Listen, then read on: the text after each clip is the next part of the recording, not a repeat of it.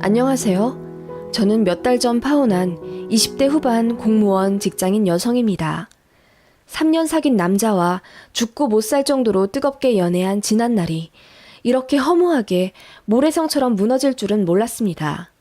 놀랍도록 이상한 예비 시모와 그 신우 때문에 파혼하긴 했지만 결과적으로 그런 신기루 같은 집안에 속아서 넘어갈 뻔했던 게 아찔할 정도입니다. 그래서 빨리 파혼한 게 다행이라고 생각하고요. 그렇게 생각하니 마음도 차분해지고 정리가 잘 되더라고요. 이혼보단 파혼이 낫다는 주변 사람들의 위로를 들었지만 솔직히 파혼하면서 이해 못할 일들이 많았기에 여기 사연 게시판에다가도 한번 써봅니다. 전 예비신랑, 편의상 이 글에선 남친이라고 호칭하겠습니다. 남친이랑 저는 대학 때 알게 된 사이였다가 연인으로 발전해 3년 사귀게 되었어요. 남친네 쪽은 학군 지역에서 중고등학생 대상으로 하는 학원을 운영하고 있었고 남친은 늘 그 학원을 물려받을 생각을 하고 있었습니다. 그래서 졸업하고 아예 학원 행정실에서 팀장급으로 근무 중이었어요. 대학 다닐 때부터 복수 전공으로 교육학까지 들으며 앞날을 준비해왔던 사람입니다. 저희 집은 대대로 공무원 집안이고 저 역시 2년 준비 끝에 바로 시험에 합격해서 서울 지역에서 근무하고 있었습니다. 남친은 늘 자기네 집이 돈이 많다고 자랑했어요. 학원 역시 10년 안에 본인이 물려받을 것이며 경영권을 손에 얻으면 그 즉시 온라인 사업으로 확장해서 학원을 크게 늘려갈 것이라는 담대한 포부를 가지고 있더라고요. 그런 남친의 모습에 존경스럽기도 하더라고요. 남친이랑 남친의 집안 쪽에서도 저희 연애가 3년 다 되어가니 자연스럽게 결혼할 것이라고 생각하고 있었습니다. 그렇게 물 흐르듯 양가에서 허락받고 준비하게 되었고 그 흔한 싸움 같은 것도 없이 너무나도 자연스럽게 미래를 함께 그리게 되었습니다. 그래서 천생연분이라고 생각했죠. 다들 그러더라고요. 결혼은 억지로 하려 해도 안 맞는 사람이랑은 진도가 안 나가고 인연이랑은 눈 살짝 감았다 뜨면 식장 버진로드를 걷고 있을 거라는 주변 사람들의 말에 저희는 정말 서로가 하늘이 맺어준 인연이라고 생각했어요. 저 역시 저에게 너무나도 잘해주는 남친을 결혼 상대로 늘 생각했었고 그런 남친 부모님에게도 잘하고 싶은 마음이 들었습니다. 결혼 전 서로의 집에 가서 인사할 때도 저는 직접 만든 앙금 케이크와 한우 그리고 어머님 좋아하실 노란 후리지아까지 한아름 사서 방문했어요. 예비 시모가 정말 좋아하시더라고요. 어쩜 이렇게 얘는 내가 좋아할 집만 골라서 하니 너무 예쁘다. 고마워. 좋아해 주셔서 제가 더 감사합니다, 어머님. 어머님이래. 나 정말 시어머니 되나 봐. 얼른 앉아서 식사하자. 그렇게 화기애애한 분위기로 예비 시댁 쪽을 배웠고 저희 집 역시 남친을 매우 마음에 들어 하셨어요. 저는 쭉 그렇게 결혼 준비가 잘 되어갈 줄 알았습니다. 삐그덕거리기 시작한 건 예비 신호가 끼기 시작하면서부터였습니다. 남친에게는 여동생이 있었습니다. SNS에서도 꽤 유명한 인플루언서라고 하더군요.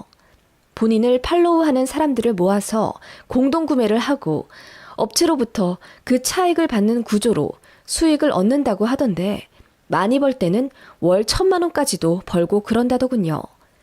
저는 SNS를 안 해서 몰랐는데 남친 말로는 본인보다 더 잘 벌 거라며 미리미리 잘 보이자고 농담조로 말하더군요.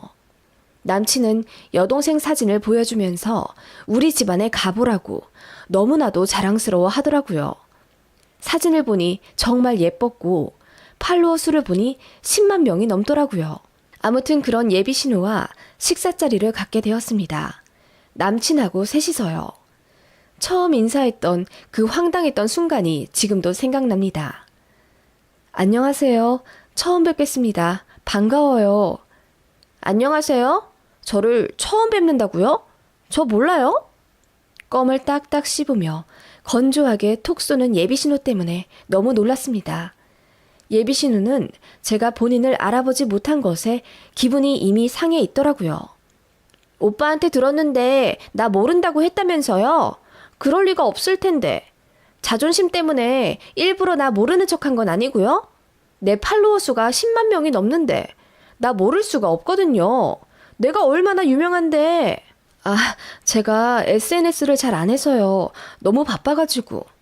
그럼 나는 뭐 한가해서 SNS에서 활동하는 줄 아세요? 요즘은 그게 트렌드예요. 새언니 될 분은 좀 잘 꾸미고 세련되길 바랬는데 나 피드에 올리지도 못하겠어. 그렇게 말하며 저를 위아래로 훑어보는 예비 신우의 싸가지 바가지 모습에 저는 당황하기 앞서 바로 기분이 상하고 말았습니다. 제가 얼굴이 벌개진 채 무슨 말을 해야 할지 몰라 버벅거리는데 남친은 별 대수롭지 않은 일 마냥 말투가 그게 뭐야. 자, 빨리 시키자. 자기는 파스타 시킬 거지? 하며 다른 대화로 넘어가더군요. 예비 신우는 그렇게 저와 마주하는 줄곧 팔짱을 끼며 저랑 말 섞는 것도 싫다는 듯 대화에 거의 참여하지 않았고 가끔 내뱉는 말들도 모두 저를 무시하는 발언들이었어요. 공무원에서 월 얼마나 버냐는 둥. 여자는 명품으로 자기 이미지를 표현하는데 저는 그 흔한 샤넬백도 없어서 슬프겠다는 둥. 제 심기를 건드리는 불편한 말들만 하더라고요. 새언니는 화장한 거예요? 저처럼 샵 가서 돈 주고 받아야지 사진에 잘 나오죠. 나 다니는 샵에 아이돌도 여럿 다녀요. 언니도 좀 꾸미고 그러세요. 그러다 오빠 바람나면 어쩌려고 그러세요? 네? 아니, 그런 걸로 바람날 인간이면 제가 먼저 버리죠. 제가 열받아서 입 꽉 깨물고 한마디 하자. 아무리 그래도 자기가 오빠 여동생인데 앞에서 어떻게 버리냐는 둥 말을 함부로 하냐면서 신우짓을 하려고 시동 걸더라고요. 언니, 미리 말하지만 나 꽤 쿨해요. 그런데 아니다 싶으면 아니라고 말하는 편이에요. 그리고 언니랑 나는 아무래도 평생 친해지지 못할 것 같은 종족들인데 그냥 서로 적당히 거리 두면서 살아요. 그게 낫겠네요. 하면서 콜라를 쭉 빨더라고요. 저는 태어나서 이렇게까지 대놓고 무안 당해본 적이 없습니다. 이게 말로만 듣던 시짜짓인가 싶어서 서럽기까지 하더라고요. 남친은 그런 여동생을 그냥 웃기다는 듯 바라보는 게 제일 문제였습니다. 식사가 어떻게 끝났는지 모르겠습니다. 저는 내내 얼굴이 굳어 있었고 남친이랑 예비 신우는 저들끼리 아는 재밌는 이야기를 하며 낄낄거렸고 저는 완벽한 이방인이 된 듯 외로웠어요. 그렇게 자리가 파하자마자 저는 남친에게 불만을 토로했어요. 자기 뭐야?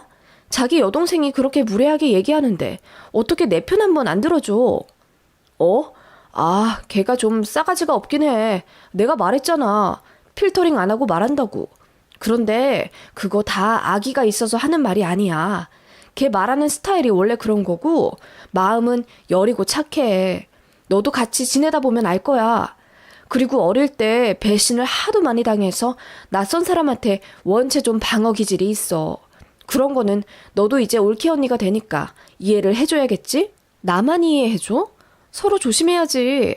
내가 올케면 신우가 하는 짓은 다 받아줘야 한다는 거야? 아니, 그런 건 아닌데 자기가 그렇게 기분 나빠할 줄은 몰랐어. 걔 어차피 바빠서 자주 보지도 못하고 나랑도 연락 잘 안 하는 사이니까 앞으로 결혼해도 마주칠 일 거의 없을 거야. 그럴까봐 오늘 식사 자리도 일부러 만든 거고. 일부러 이렇게 자리 만들지 않은 이상은 걔랑은 엮일 일이 없어. 그러니까 기분 풀어. 응? 아니, 앞으로 자주 마주칠지 안 마주칠지 자기가 어떻게 알아. 그리고 난 자기 태도도 너무 기분이 나쁘다고. 그 자리에서 동생한테 한 소리 해줬어야지. 미안해. 나도 그게 익숙해져서 문제가 될 거라고 생각 못했나 봐. 내가 조심할게. 미안해. 사과 받아주라. 응? 그렇게 연신 사과하는 남친이었고 저는 예비 신우가 걱정되긴 했지만 남친 말대로 그냥 성격이려니 하고 생각하고 애써 좋게 넘어가려 했습니다. 그렇게 예식장까지 계약을 하게 되었고 연이어 웨딩 촬영, 드레스, 메이크업, 신혼여행 등 결혼 준비하느라 바쁜 나날을 보내고 있었습니다. 상견례 날짜도 잡힌 상황이라 정말 눈코 뜰 새 없이 바쁘고 설렘과 동시에 긴장되던 날들이었죠. 제일 중요한 신혼집에 대해 말하자면요. 결혼 이야기 나오던 처음에 예비신모 되실 분이 신혼집을 해주시겠다 하셨어요. 남자가 집 해오는 게 당연하다 하시며 저더러 숟가락만 들고 오라고 농담조로 말씀하시더라고요. 물론 그 말을 100% 믿은 건 아니고요.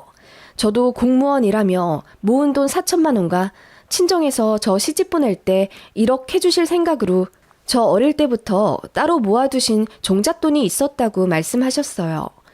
저희도 성의를 최대한 보여서 결혼할 때 보탤 거라고 말씀드리니 너무 좋아하시더라고요. 솔직히 남친은 모은 돈이 거의 없었어요.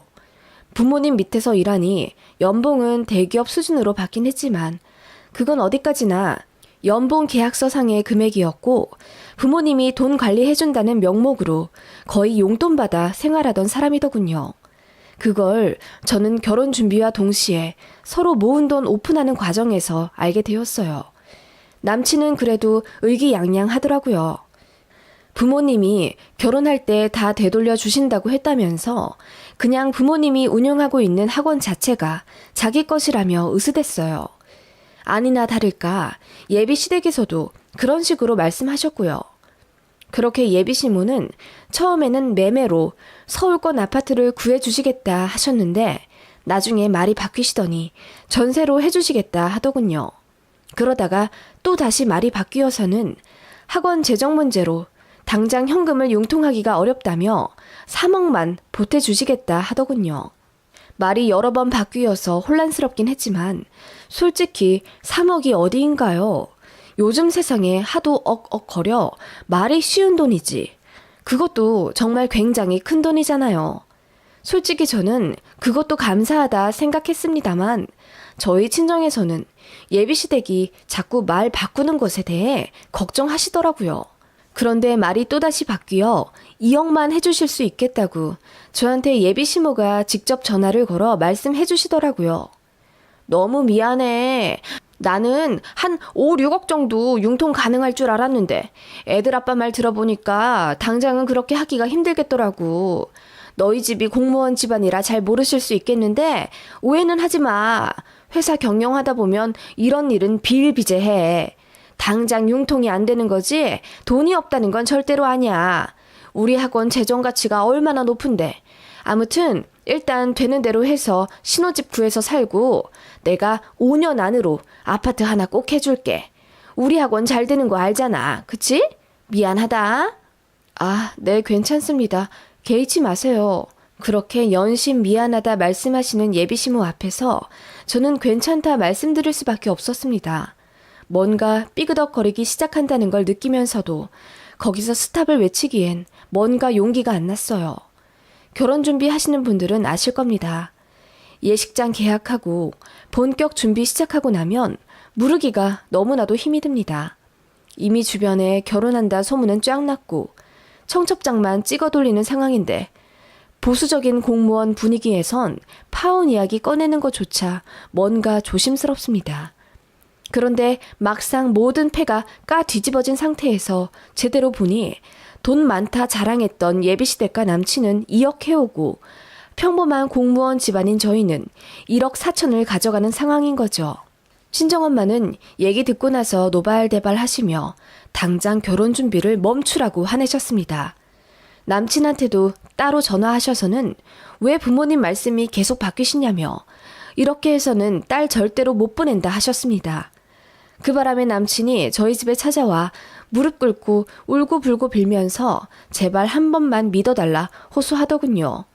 학원 재정에 일시적으로 문제가 생겼는데 그것만 해결하면 바로 10수억이 융통된다며 믿어달라 빌더라고요. 그렇게까지 말하는 남친이었고 하도 울고불고 난리치며 저랑 꼭 결혼하고 싶다고 애절하게 비는 통에 일단 알겠다 하고 내보냈습니다. 하지만 저희 부모님은 뭔가 해결되지 않는 이상한 점들이 느껴진다며 일단 상견례를 조금 더 미루고 신혼여행이며 스드메 계약을 잠시 멈춰두라고 하셨죠. 돈을 2억 해오는 것에 문제를 삼은 건 절대로 아닙니다. 자꾸 말을 바꾸시는 것이 뭔가 문제가 있다는 생각이 드신 거죠. 왜냐하면 당장이라도 신혼집 매매해 줄 듯이 돈 많다고 자랑했던 집안이니까요. 그래서 파혼이라기보단 잠정적 중단 상황이 되었습니다. 사람들이 결혼 준비 어떻게 되어 가냐고 물으면 그냥 대충 둘러대며 천천히 하게 되었다고 말했고 마음이 참 착잡하더라고요. 예비시댁에서도 상황을 알게 되었는데 별 말씀을 안 하시더라고요. 저희 부모님이 언짢으시다는 사실을 들으셨음에도 그 부분에 대해 더 언급하지 않고 아무렇지 않은 척 저에게 연락하시며 드레스는 어떤 걸로 정했냐, 신혼여행은 3박 4일이냐 4박 5일이냐 등등 결혼 진행 과정에 대해 물으셨습니다. 너무나도 발랄한 목소리의 예비시모 모습이었죠. 그러던 어느 날 저에게 할 말이 있다며 퇴근하고 잠깐 만날 수 있냐 물으시더라고요. 알겠다고 하고 가까운 한정식 식당에 조용한 룸을 잡아 예비시모를 기다렸어요. 그런데 문이 열리고 들어온 사람은 예비 신우였습니다. 제 얼굴을 한번 쓱 보면서 고개를 까닥하고 들어오는 예비 신우. 그 뒤로 예비 시모가 활짝 웃으며 들어오시더라고요. 어머, 어떻게 두 분이 같이 오세요? 응, 엄마가 언니 만난다길래 나도 같이 좀 끼자고 했어요. 왜요? 불편해요? 아니요, 그런 건 아닌데. 응, 우리 딸도 같이 먹는 거 불편하진 않지? 네, 어머님. 그렇게 얘기는 했지만 솔직히 음식이 코로 들어가는지 입으로 들어가는지 모르겠더라고요. 예비시모는 제 눈치를 계속 살피는가 싶더니 뒤이어 말씀하시더라고요. 사실 내가 보자고 한 이유는 너희 신혼집에 대해서 할 말이 좀 생겨가지고. 아, 네. 어떤 말씀을? 다른 게 아니라 네 신우 될 사람인 얘가 지금 경기도에 살고 있잖니. 지금까지는 거기서 살아도 별 문제가 없었는데 이제 얘가 화장품 사업을 하겠다 하더라고. 그런데 미팅하는 업체들이 죄다 강남에 있다 보니 왔다 갔다 하는 게 좀 힘든 게 아닌가 봐. 그래서 서울로 이사를 오겠대. 아, 네, 그렇군요. 그래서 말인데 너희 신혼집도 서울권으로 구하겠다고 했잖아. 따로 살면서 돈은 돈대로 나가느니 내 생각엔 같이 사는 게 좋을 것 같아서. 네? 같이 살라고요? 제가 그 말에 너무나도 놀라 입을 다물지 못했습니다.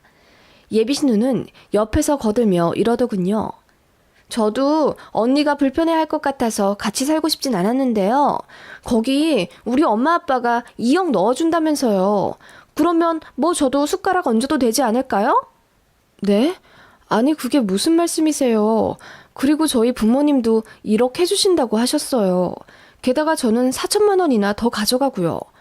그래도 모자라서 대출까지 받아야 하는 상황인데요. 제 말에 예비시모가 불편해하는 티를 내며 그건 알지. 얘, 돈은 있다가도 없는 거고 없다가도 있는 거 아니겠니?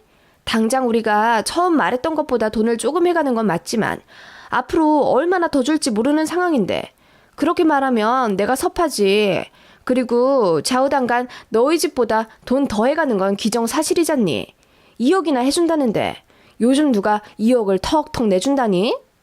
아니 어머님, 얘 말 맞다나? 솔직히 우리가 그 정도로 돈 해주는 것도 있는데 방 한 칸 내주는 게 그렇게 어렵니? 그냥 작은 방 하나 주면 돼. 아기 생기기 전까지만 같이 살고. 맞아요 언니.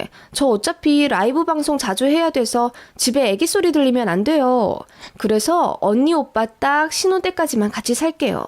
그냥 출퇴근 용도로만 오빠네 집 쓸게요.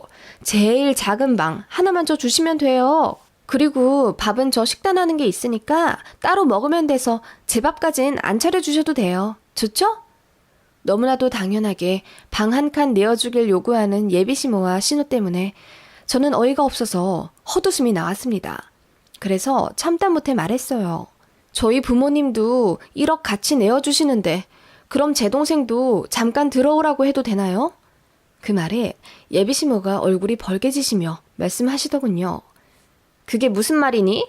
사돈 처녀도 같이 드리겠다고? 네, 제 동생도 지금 서울에서 대학 다녀요. 자취하고 있는데 뭐하러 돈 따로따로 나가게 쓰고 있나요? 저희 신혼집 들어오라고 해서 다 같이 살죠 뭐. 아니, 그게 말이 되니? 어떻게 우리 아들이 처제랑 같이 살아? 그리고 네 신우까지 살면 세상에 집이 복작복작해서 어떻게 살아? 그게 하숙집이지 뭐니? 그러게요. 그게 하숙집이지 무슨 신혼집인가요? 그런데 어머님이랑 아가씨 말씀에 따르면 2억 해주셨으니까 제가 신우랑 같이 살아도 된다는 논리시잖아요. 그런데 저희 친정에서도 돈 해주시는데 당연히 제 여동생 불러도 되죠. 어떻게 그게 맞는 이야기니? 신우랑 처제랑 어떻게 똑같아? 내가 일부러 편하게 대해줬더니 너 시댁을 이렇게 물로 봐도 되는 거야? 너희 집에선 그렇게 가르쳤니? 드라마에서만 듣던 그 대사를 제가 듣게 될 줄은 몰랐습니다. 너희 친정에서 그렇게 가르쳤냐는 말을 듣자마자 저도 폭발해버렸죠. 네, 아니다 싶으면 아니라고 말하라고 배웠습니다. 무슨 돈을 얼마나 해주신다고 신우 방 한 칸을 내어달라 당연스럽게 요구하세요? 말이 좋아 방 한 칸이지 저더러 신우 뒷바라지하며 살라는 말이잖아요. 빨래 해주고 밥 해주면서 무슨 식모도 아니고요. 시댁 우습게 안다는 말 들으니 더 확신이 드네요. 제가 이를 악물고 한마디 하자 예비 신우랑 시모가 얼굴이 울그락불그락하며 저에게 손가락질을 하더라고요. 엄마, 이 언니 완전 미쳤어. 그러게, 너 정신이 나갔니? 시댁 가족 하나같이 살자는데 그렇게까지 우리한테 화낼 일이야? 우리 딸이 꽁으로 있겠다는 것도 아닌데 너 우리가 돈 다 안 해주니까 본색 드러났구나. 너 같은 속물은 우리가 사절이야. 당장 우리 아들한테 전화해서 너랑 파혼하자고 해야겠다. 그렇게 말하시는 예비 시모에게 저도 당당히 외쳤습니다. 전화하지 마세요. 뭐라고? 그래, 파혼은 좀 그렇지? 그럼 당장 사과해. 아니요, 제가 전화하겠다고요. 파혼하겠다고. 그렇게 말하곤 제가 전화기를 들어 남친에게 전화를 걸었습니다. 그리고 남친이 전화 받자마자 저는 파혼하자고 한마디 하곤 전화를 끊었죠. 그렇게 자리에서 일어났더니 예비시무가 당황해하면서 정말 이대로 끝낼 거냐고 제 옷자락을 잡으시더군요. 뿌리치고 일어났습니다. 그렇게 전부 끝나버렸죠. 남친은 뒤늦게 사실 알고 헐레벌떡 달려와 미안하다고 사과하며 다시 결혼 준비하자고 파혼을 물러달라 부탁하더군요. 뭐가 미안하냐고 물으니 남친의 황당한 말. 2억밖에 못 보태서 미안해. 신우까지 데리고 살아야 하니 우리가 적어도 3억은 가져갔어야 했는데 라고 하더라고요. 어찌되었건 남친의 집에서는 신우를 저희 신혼집에서 같이 살게 하려고 계획을 짰었나 보더라고요. 그 집에선 신우 말에 워낙 꼼짝을 못한다네요. 정말 황당했고 어차피 파혼까지 한 상황에 다 까발려 얘기해보라고 했습니다. 왜 자꾸 예비시모의 말이 바뀌었는지 그것부터 설명해보라고 하니 얼머무리던 남친이 마침내 입을 열더군요. 본인네 학원도 예전 같지가 않대요. 주변에 더 큰 프랜차이즈 학원 상가들이 우후죽순으로 생겨나면서 5, 6년 전부턴 수강생도 줄고 경영난이 시작되었다네요. 그래도 학원 자체의 가치는 높아서 5년 안에 학원을 팔 생각이었는데 권리금으로 10억을 예상하고 있었다네요. 예비시모가 말한 그 5년 내로 아파트 사주겠다고 한 것도 바로 그런 이유였나 봐요. 학원을 넘기면 목돈이 생기니까 그 돈으로 집을 해주겠다 하셨던 모양이에요. 그런데 솔직히 말이야 바꾸면 그만이니까 그 돈으로 정말 저희 집을 사주실지 아님 해준다는 말만 번지르르 하게 하며 유세란 유세는 잔뜩 떨군 결정적인 순간에 돈 감춰버리는 것도 충분히 예상이 가잖아요. 게다가 예비신우란 사람은 그렇게 돈은 많이 벌지만 또 그만큼 쓰기도 엄청 쓴다네요. 왜냐하면 품위 유지라는 게 있잖아요. 팔로워하는 그 수많은 사람들이 예비신우에게 기대하는 이미지에 충족하려면 끊임없이 명품을 사고 외모를 치장해야겠죠. 그래서 속빈 강정이라네요. 모아둔 돈도 없는 그런 집안이었던 거예요. 게다가 제가 따로 알아본 바로는 학원을 넘겨도 10억은 언감생신이라네요. 몇 달 전에 학원 내에 불미스러운 일이 생겨서 경찰이 왔다 갔다 한 이후로 브랜드 가치도 확 떨어져 그나마 있던 수강생들도 다 나가는 추세라며 부동산 사장님 말로는 남친네 학원 이미지가 완전히 날아가서 학원 권리금으로 2억이나 받을지 모르겠다더군요. 모든 사실을 알고 나니 소름이 끼쳤습니다. 눈 가리고 아웅도 유분수지. 일단 결혼부터 하고 나면 그만인 건지. 손바닥으로 하늘을 가리면 당장은 행복할지 몰라도 상대와 상대 집안까지 그렇게 속인 채 그것도 모자라 시자지까지 하려고 했던 그 집안 사람들이 너무나도 황당합니다.